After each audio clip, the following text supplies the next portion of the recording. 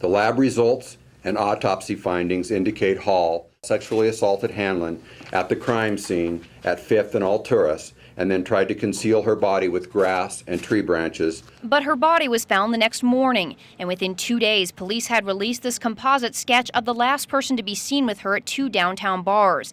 They now say that person was 32-year-old Erick Hall. There were witnesses who observed the two of them together, and some witnesses who overheard some conversations and had some conversations which were incriminating. It turns out investigators were already looking for Erick Hall. Chief Don Pierce says he had failed to register as a sex offender for a rape in Garden City that was later pled down to statutory rape.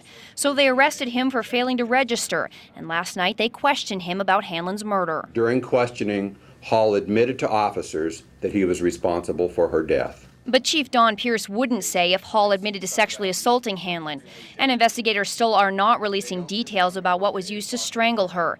They did say there are similarities between this case and other unsolved violent crimes in Boise. Prior to DNA, this may be a question that would go unanswered for a significant amount of time, but we have DNA from our suspect and we have good DNA in those other unsolved homicides.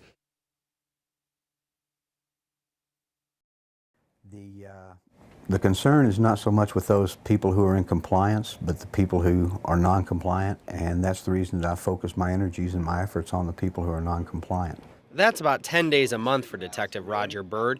In Boise alone, there's more than 400 sex offenders registered, and to date, there's only 15 who aren't that should be.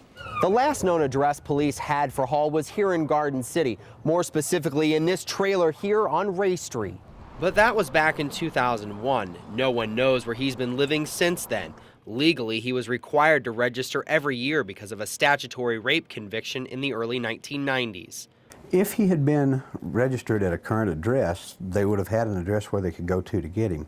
Mr. Hall, I think, was, at least at the current time, was a transient. He didn't have a permanent address. Because police didn't have an address, they searched for clues at the crime scene. They believe Hall may have sexually assaulted Hanlon in the foothills before strangling her.